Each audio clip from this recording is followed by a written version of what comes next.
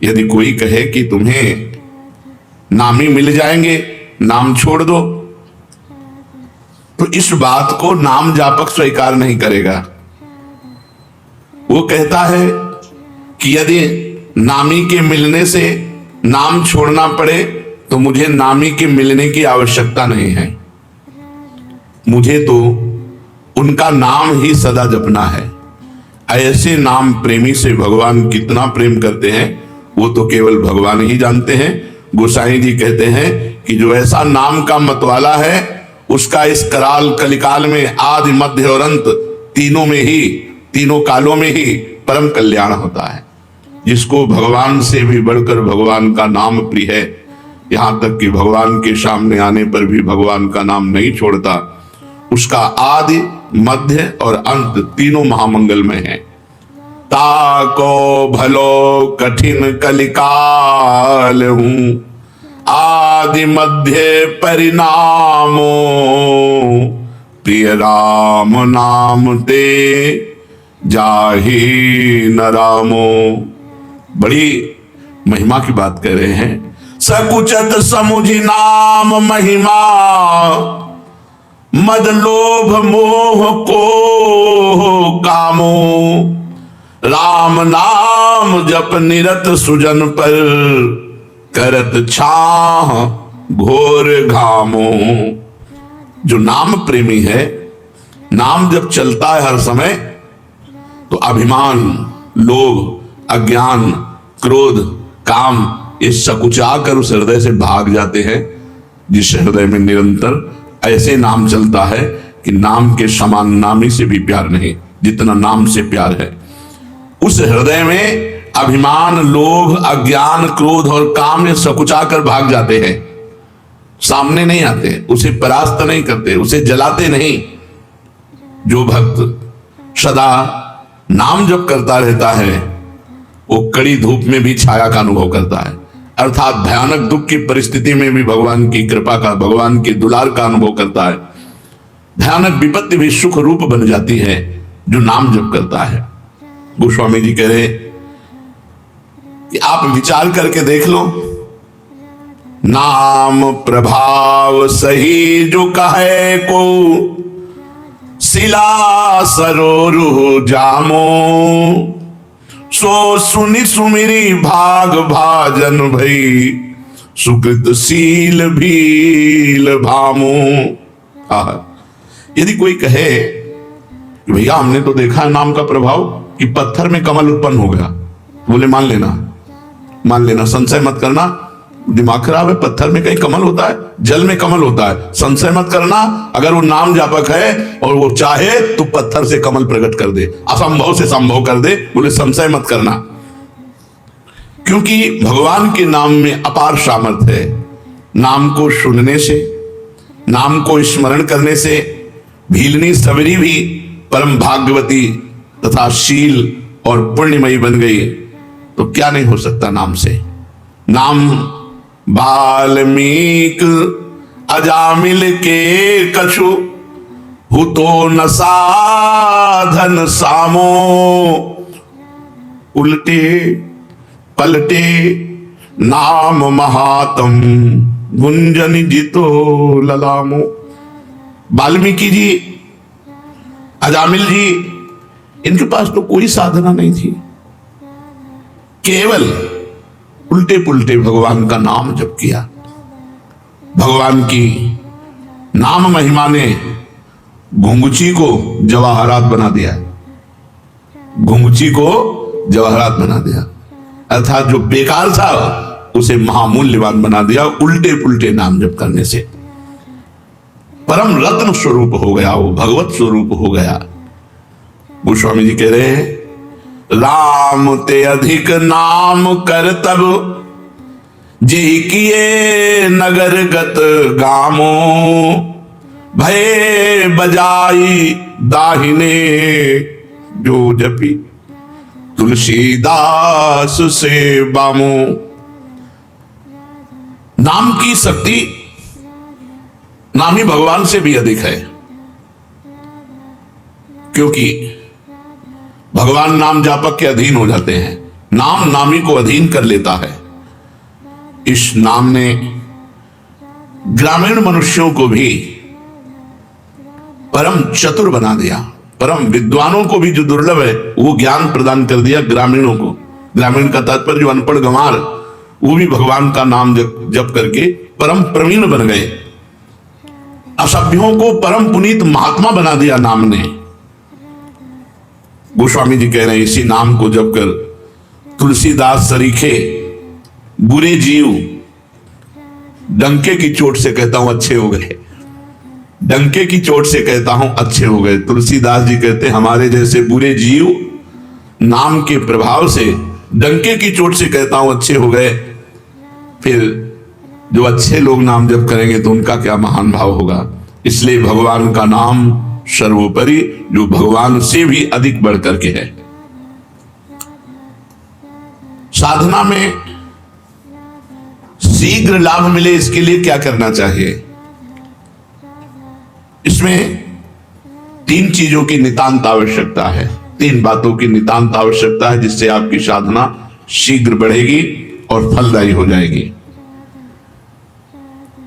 जितने भी भजन विरोधी भाव है उनका त्याग करना, चाहे वो व्यक्ति हो, चाहे वो वस्तु हो, चाहे वो स्थान हो, चाहे वो अंदर की वृत्ति हो। वृत्ति, व्यक्ति, वस्तु, स्थान के संग से जिससे हमारा भजन छूटे उसका त्याग कर दे। उस वृत्ति का, उस व्यक्ति का, उस भोजन का, उस वस्तु का, उस पदार्थ का, उस स्थान का जहां हमें भजन में बाधा पड़ जाए। अगर शीघ्र साधन बढ़ाना है, भगवत प्राप्ति करनी है, तो ये नियम लेना है कि जिस व्यक्ति के संग से भजन छूटे, जिस वस्तु के खाने से भजन छूटे, जिस स्थान में जाने से भजन छूटे, जिस दृश्य के देखने से भजन छूटे, वो हमें सब छोड़ देना चाहिए। शीघ्र आपकी साधना बढ़ेगी और भगवत प्राप्ति के योग्य आपको बना देगी। पहला, वस्तु, व्यक्ति, स्थान जो हमारे भगवत चिंतन को छुड़ाए उससे हमें दूरी बना लेना है। दूसरा, निरंतर भगवत भजन को पकड़े रहना है। जैसे तूफान चले तो पहाड़ का आश्रय ले लेते हैं, कोई मजबूत वस्तु का आश्रय ले लेते हैं, ऐसे कलिकाल और माया का तूफान चल रहा है जो हमें उड़ा करके विषय प्रपंच में फंसा सकता है। तो भगवान के नाम रूपी पहाड़ का आश्रय लिए, राधा राधा राधा, हर समय नाम जप। और भगवान की रुचि उत्पन्न करने वाले वस्तु, व्यक्ति, स्थान का संग। 3 बातें भगवान का विस्मरण करा दे, ऐसे वस्तु, व्यक्ति, स्थान के संग का त्याग, निरंतर भगवान के नाम का जप, आश्रय भगवान का। इस कोटि से नाम जप द्वारा जैसे तूफान आए तो हम मजबूत वस्तु का, तो यहां तूफान ही चल रहा है, काम, क्रोध, लोभ, मोह, मद, मत्सर, कलिकाल के कराल, जितने भी दुराचार की प्रवृत्तियां हैं, ये सब तूफान की तरह आती हैं और साधक को भ्रष्ट कर देती हैं। अगर साधक नाम का आश्रय लिए है तो बच जाएगा। तीसरा, हमें ऐसे व्यक्ति, वस्तु, स्थान का संग करना है जिसके दर्शन से, संभाषण से, खान पान से, वहां पहुंचने से हमारा भजन होता है। उस स्थान, उस वस्तु, उस व्यक्ति का मुझे संग करना है। अगर ये 3 बातें जीवन में है तो साधना बहुत जल्दी बढ़ेगी और फलदायी हो जाएगी। क्या साधना में प्रारब्ध बाधा पहुंचाता है? हाँ, यदि कड़ाई से भजन करोगे, जिद्दी स्वभाव बना के, कुछ भी हो जाए भजन नहीं छूटने वाला, तो आपका प्रारब्ध भी पीछे हट जाएगा। नहीं, आपका प्रारब्ध आपके भजन को रोक देगा। शरीर पीड़ा, विषय भोग का प्रारब्ध, कोई घटना का प्रारब्ध, कड़ा नियम। जैसे पूज्य राधा बाबा जब त्रिपुर सुंदरी भगवती का अनुष्ठान कर रहे थे तो खड़ाऊं फिसली और अंग टूट गया, पर उनकी साधना में बाधा नहीं पहुंची, तो प्रारब्ध क्षीण हो गया, प्रारब्ध पीछे हट गया और वो साधना सफल हुई। त्रिपुर सुंदरी का जो आराधना का फल है उनको प्राप्त हुआ, देवी का साक्षात्कार हुआ। जब हम साधन मार्ग में चलते हैं तो हमारा बुरा प्रारब्ध आता है, स्त्री आकर्षण के रूप में, गंदे व्यक्ति के रूप में, विपत्ति के रूप में, शरीर रोग के रूप में। यदि हम शिथिलता पूर्वक साधना करेंगे तो बाधित हो जाएंगे। यदि कड़ाई से, नियम पूर्वक, मर चाहे जाऊं भजन नहीं छोड़ेंगे, तो हर प्रारब्ध क्षीण होता चला जाएगा और उसकी साधना आगे बढ़ जाएगी। कड़ाई से यदि साधना के नियम पालन किए जाएं तो उसमें प्रारब्ध भी नष्ट हो जाता है, नहीं तो प्रारब्ध भजन मार्ग को छीन कर देगा। कहा जाता है भजन का अभ्यास करो, तो यह अभ्यास क्या है? शरीर को बार बार भगवत सेवा में लगाना, मन को बार बार भगवान के नाम में लगाना, बुद्धि को बार बार भगवान के चरणों में लगाना, इसी को अभ्यास कहते हैं। बार बार शरीर से भगवान की सेवा करो, बार बार मन से भगवान का सुमिरन करो, बार बार बुद्धि को भगवान के रूप चिंतन में लगाओ, भगवान के महत्व में लगाओ। ये अभ्यास है। साधन में तत्परता नहीं आती जैसी आनी चाहिए, उसका क्या कारण है? पूर्ण श्रद्धा नहीं होती, वहां तत्परता नहीं आती। जब हमें महत्व बुद्धि और श्रद्धा हो जाएगी कि मुझे भगवत प्राप्ति ही करनी, तो साधना में तत्परता आ जाएगी। ये नियम है कि जहां हमारी महत्व बुद्धि होती है वहां हमारा चिंतन होता है, जहां चिंतन होता है उसी के मिलन की तत्परता आती है। तो प्रधान कारण है श्रद्धा ना होना, महत्व बुद्धि ना होना, इसलिए साधन में तत्परता नहीं आती। जब इस कोटि का महत्व नाम में हो जाए कि नाम के आगे नामी भी छोटा नजर आवे, जितना नाम से प्रेम है उतना नामी से प्रेम नहीं, इस कोटि की श्रद्धा, तब निरंतर नाम चलता है। साधना में जीवन किसे कह सकते हैं? सरल और साधु। सरल और साधु में जीवन, साधना में जीवन होता है। साधना में जीवन, सरल जीवन, साधु में जीवन। संत सरल चित जगत हित जान स्वभाव सने, जिनका स्वभाव होता है संत सरल चित, सरल चित, सरलता और साधुता, ये साधना का स्वरूप है। अगर साधन ठीक कर रहा है तो सरल और साधु स्वभाव वाला होगा। साधु स्वभाव क्या है? कभी किसी से कुछ ना चाहना, निरंतर परहित करना, बड़े से बड़े कष्ट को सह करके भी किसी से सहायता ना लेना, ये सब साधुता के अंतर्गत आता है। एक साधन में फल ना दिखाई दे तो क्या दूसरा साधन करने लगना चाहिए? नहीं। जो साधन गुरु से मिले, आजीवन एक ही साधन करना चाहिए। जो साधन को छोड़ते बदलते रहते हैं उन्हें कभी भगवत प्राप्ति नहीं होती। 10 दिन नाम जप किया, 15 दिन योग किया, 20 दिन वो वैराग्य किया, ये ऐसे लोग ठीक। जो साधन पकड़ो आजीवन वैसे ही चलते रहो। जिस साधन को पकड़ो सारी आयु उसी में खपा दो, इस जन्म में ही भगवत प्राप्ति हो जाएगी, परम पद पर प्रतिष्ठा हो जाएगी। जो साधन पकड़ो आजीवन, जो नियम, जो दिनचर्या आजीवन वैसे चलते रहो, उसको बदलाव मत करो, तो निश्चित भगवत प्राप्ति हो जाएगी, निश्चित परम पद प्राप्त हो जाएगा। ये जो बार बार गुरु बदलते रहते हैं, साधन बदलते रहते हैं, इनसे बड़ा अपराध बनता है। ये साधक वादक नहीं है, वो मनमानी स्वच्छंद अपने आचरण करके वो अपने को सुखी समझते हैं। कहा जाता है कि साधना में व्यभिचार ना हो, तो ये व्यभिचार का तात्पर्य क्या है? साधना में व्यभिचार है अपने इष्ट को छोड़ करके, अपने गुरु को छोड़ करके दूसरे की तरफ लुभायमान होना, दूसरी प्रणाली स्वीकार कर लेना, दूसरी भजन प्रणाली स्वीकार कर लेना। यह साधना में व्यभिचार है। अपने इष्ट और गुरु में ही हमारी भजन प्रणाली जो है वही चले। जैसे अपने यहां है नाम, मंत्र, वाणी, सेवा, यही जीवन है। व्रत, नियम, संयम, ये सब कुछ नहीं। निरंतर नाम जप करो, मंत्र जप करो, वाणी जी का गायन करो और 8 पहर स्वामिनी जी की सेवा में रहो। ये हमारी दिनचर्या है। हमारा जो अंतिम लक्ष्य है वो श्री जी की सेवा है। 8 पहर स्वामिनी जी की दासी भाव से, सहचरी भाव से सेवा। तो अपनी प्रणाली में ही रहे, अन्य प्रणाली स्वीकार करना साधना में व्यभिचार है। विश्व में किसी भी उपासना का खंडन न करे और अपनी उपासना को सर्वश्रेष्ठ माने और अपनी उपासना को कभी बदले ना, ऐसा साधक अव्यभिचारी साधक कहा जाता है। और जो बार बार अपनी साधना को बदलता है वो व्यभिचारी साधक है, वो लक्ष्य को प्राप्त नहीं कर पाता। क्या साधना की जो हमें अनुभूति हो रही है उसे प्रकट करके किसी को बता देने में हानि होती है? अपनी साधना और साधना की सफलता कभी भी किसी से नहीं बतानी चाहिए, नहीं बाधा पड़ जाएगी, पक्का बाधा पड़ जाएगी। आपकी दिनचर्या क्या है और आपकी अनुभूति क्या है, मरते दम तक, जब तक भगवत साक्षात्कार न हो जाए तब तक न बताओ। भगवत साक्षात्कार हो गया फिर तो कोई घाटा पड़ने वाला है ही नहीं। साधन काल में साधक को अपनी साधना और साधना की अनुभूति कभी किसी को भी नहीं बतानी चाहिए। चाहे कितना कोई आत्मीय हो, घर का हो, प्रेमी हो, अपनी साधना की और अपने साधन की अनुभूति की बात कभी नहीं कहनी चाहिए।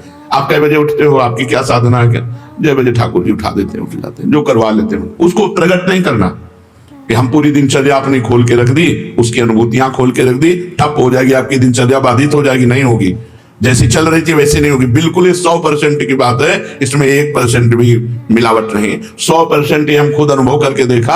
अगर दया करके, करुणा करके अपनी बात बता दी तो हमारी बात में फर्क पड़ गया, हमारी साधना में बाधा पड़ गई। तो साधना और उसकी अनुभूति ये दोनों तब तक छुपाता रहे जब तक भगवत साक्षात्कार ना हो जाए। बहुत संभाल कर गरीब के धन की तरह इसे गुप्त और सुरक्षित रखो। जीवन पर्यंत साधना का अभ्यास किया, मृत्युकालीन पर्यवसान क्या है, फिर क्या है? तो जो जीवन भर साधना करता है, मृत्यु काल में उसके पूरे जीवन का टोटल लगाकर भगवत स्मरण दे दिया जाता है। जैसे आप जीवन भर पाप किए हो, बीच में कुछ थोड़ा साधन पुण्य दान पुण्य, वो नहीं माना जाएगा, उसका भोग तुम भोगना। तो जीवन भर जो किया उसका टोटल लगा के भगवत विस्मरण तुम्हें करवाया जाएगा, क्योंकि तुम्हारी दुर्गति होगी। और जिसने भगवान नाम जप किया है तो उसको पूरे जीवन का आंकड़ा लगा करके कि इसमें अधिक क्या किया, तो बोले भजन, तो अंतिम समय भजन का स्मरण दो। तो जो भागवतिक अधिकारी हैं वो अंतिम समय उसको भगवत स्मरण दे देते हैं और उसको भगवत प्राप्ति हो जाती है। पूरे जीवन का आपका कार्य ही अंतिम परिणाम पर अवलंबित है। पूरे जीवन आप जो करते रहे वही अंतिम परिणाम में आपको चिंतन दिया जाएगा। वो अंतिम में आप चिंतन नहीं करते, वो दिया जाएगा। छा गया भगवत चिंतन, या भूल गए भगवान को, छा गया संसार का कोई चिंतन, ये पूरा टोटल तुम्हारे पूरे जीवन का टोटल होगा मृत्यु के समय। एक सेकंड में पूरा आंकड़ा फिट कर दिया जाता है। कभी कभी इससे चूक हो गई, नहीं जीवन भर प्रयास किया भजन का, तो दे दो भगवत स्मरण।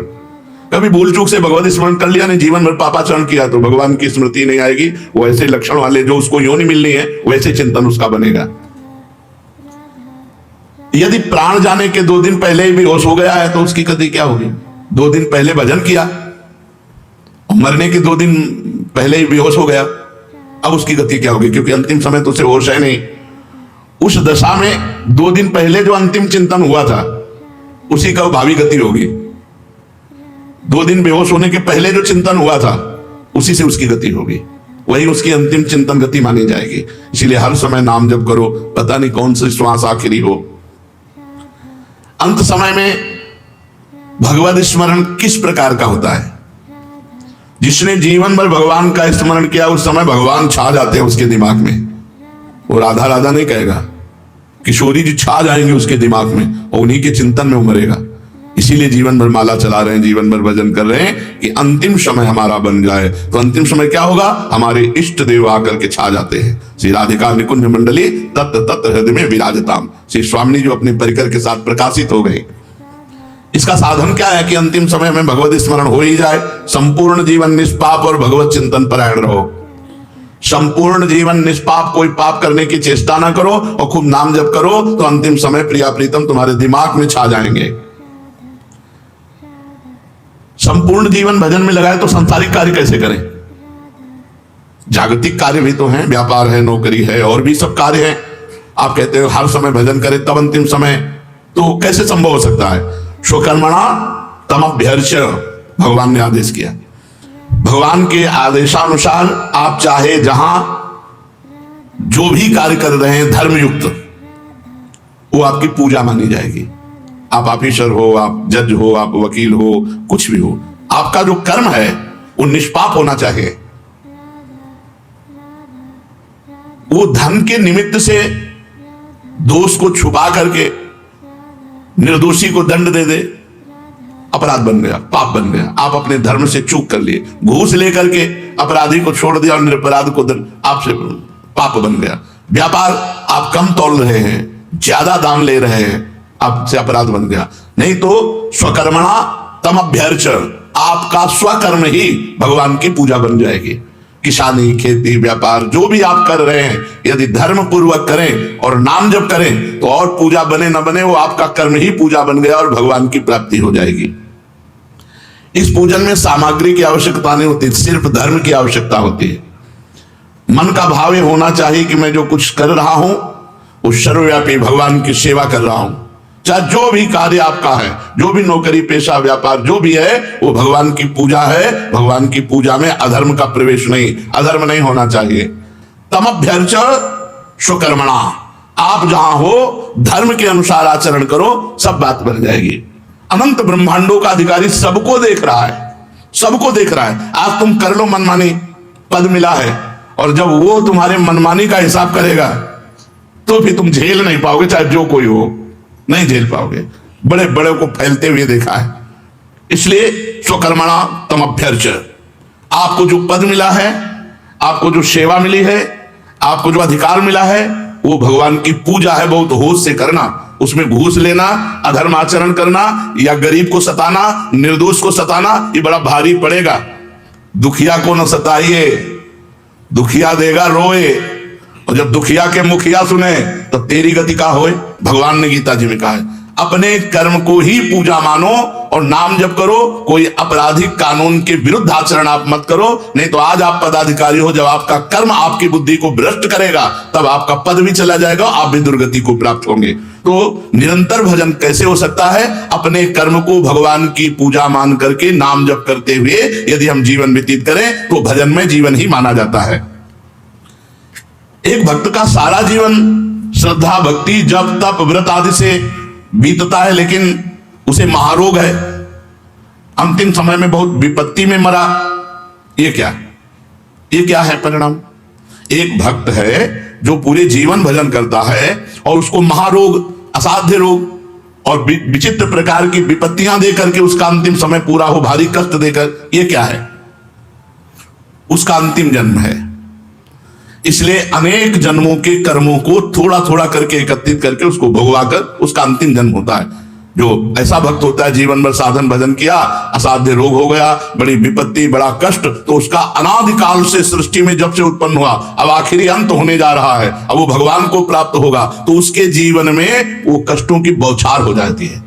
बोले ये कष्ट, ये कष्ट, ये कष्ट। पापी आदमी देखो मौत से घूम रहा है और वो दिन भर भजन करता है तो बड़ा परेशान है, उसके शरीर को बड़ी पीड़ा है, असाध्य रोग है, आदि आदि। तो ये पूर्व प्रारब्ध सब नष्ट हो रहे हैं उसके, क्योंकि उसका अंतिम जन्म है। अचल डटे रहना चाहिए, हिलना नहीं चाहिए, भयभीत नहीं होना चाहिए, श्रद्धा भक्ति से और भजन बढ़ाते रहना चाहिए, कष्ट सहन करना चाहिए। अंतिम जन्म भगवान की कृपा से इस संसार की आवागमन चक्र से वो मुक्त हो गया। इसलिए बड़े बड़े संतों को भी भीषण पीड़ा में, कष्ट में देखा जाता है।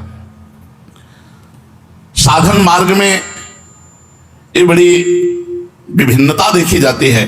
ये क्यों? रुचि, समझ, चित्तवृत्ति का प्रवाह, अंतःकरण का मलिन होना अलग अलग।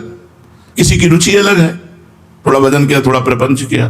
किसी का अंतःकरण मलिन है, किसी की समझ ठीक नहीं है, कोई तीनों गुणों के प्रभाव से प्रभावित रहता है, कोई पूर्व संस्कार से प्रभावित रहता है, कोई नवीन वातावरण से प्रभावित हो जाता है। साधक वही है, ना अपनी रुचि, ना अपनी समझ, ना अंतःकरण का प्रभाव, ना त्रिगुण का प्रभाव, ना पूर्व संस्कार का प्रभाव, ना वातावरण का प्रभाव, डट के भजन करे, सबको गिरा दे। ये महाभारत है। डट के भजन करें, सबको रौंद डाले, पूर्व संस्कार, प्रारब्ध, ये वो सब। भजन में अपार सामर्थ्य है। अगर थोड़ा बड़ा भजन करोगे तो आपकी रुचि आपको गिरा देगी, भोगों की तरफ है। आपकी समझ आपको गिरा देगी, आपका अंतःकरण मलिन वो आपको गिरा देगा, तीनों गुण आपको गिरा देंगे, पूर्व संस्कार गिरा देंगे। भजन डट के करो और भजन हट के करो। देखो अभी सब पूर्व संस्कार मिट जाएंगे, प्रारब्ध क्षीण हो जाएगा, रोग का प्रभाव नहीं पड़ेगा, समझ ठीक हो जाएगी, रुचि नाम में भगवान में हो जाएगी। तो हम एक शब्द में जानना चाहते हैं कि साधक हम कौन है? किसे कह सकते हैं कि ये साधक है? जिसने अपने सांसारिक बंधनों के काटने के लिए निरंतर नाम जप का नियम ले लिया, वही साधक है। निरंतर नाम जप का नियम जिसने ले लिया वही साधक है। संसार बंधनों को काटने के लिए जिसने निरंतर नाम जप का नियम लिया वही साधक है। वैसे साधक अपनी साधना को बचाने के लिए क्या करे? सत्संग, रोज सत्संग। इससे साधना बचेगी, बढ़ेगी और पचेगी भी। साधना जब नहीं पचती है तो भला फुलरा होता है, अपने साधन का अहंकार होता है, वो दिखाई देता है साधन का अहंकार। एक बार एक संत नाव में जा रहे थे, तो एक तपस्वी योगी थे, सिद्धि प्राप्त थी, तो गंगा जी में खड़ाऊ पैर करके वो चलते हुए जब बीच में पहुंचे तो उनका, हे महात्मा यही भजन करते हो, नाव में बैठे हो? तो चुप बैठे थे। पार हुए, नाविक से कहा भैया कितने रुपया? बोले 2 रुपया। 2 रुपया दे। फिर उन महात्मा से कहा, जिन गंगा जी को भगवान शंकर अपने मस्तक पर धारण करते हैं, तू अपने योग के प्रभाव से उन पर पादुका पहन के आया, सारी तेरी तपस्या नष्ट हो गई। जो 2 रुपए में काम बना, पूरे जीवन की तपस्या प्रदर्शन में तूने नष्ट कर दिया, तेरे पास कुछ नहीं रह गया। विचार करना मेरी बात का। तो जब साधना का फुलरा होता है, अहंकार होता है, तो कुछ दिखावा करने का होता है, उसी में नष्ट हो जाता है। तो सत्संग साधन को बढ़ाता है और साधन को पचाता भी है। जो रोज सत्संग सुनते हैं तो ऐसी कई बातें आती हैं जिससे हमारे अहंकार पर चोट लगती है। अभी तो हम निरंतर नहीं जप पा रहे, अभी तो हम सहनशील नहीं, अभी तो हमारी विषयों में रुचि, उसे अपने दोष दिखाई देते हैं और गुण ढक जाते हैं, तो अहंकार नहीं होता। इसलिए साधना को बचाने के लिए रोज सत्संग होना चाहिए, भगवान नामों का नियम पूर्वक जप होना चाहिए, किसी भी प्राणी की निंदा अपराध नहीं होना चाहिए, किसी की भी निंदा न करे। अगर भजनानंदी किसी की निंदा करेगा तो उसका भजन क्षीण हो जाएगा, उसकी साधना निष्फल हो जाएगी। पर निंदा के किए ते आवत नहीं, कछुआंख मूर्ख पर्वत पाप को ले चल अपने साथ। किसी को दुख नहीं पहुंचाना, किसी की निंदा नहीं करनी और अपने भाव को गुप्त रखना है। प्रारंभिक अवस्था में बस इतनी बात साधक पकड़ ले, सत्संग, नाम जप, किसी की निंदा नहीं करनी, सावधानी पूर्वक अपने भावों को गुप्त रखना है, इसी से बात बन जाएगी। जो सत्संग सुनो उसका मनन करो, आचरण में उतारो। राधा राधा राधा राधा राधा राधा राधा राधा राधा राधा राधा राधा।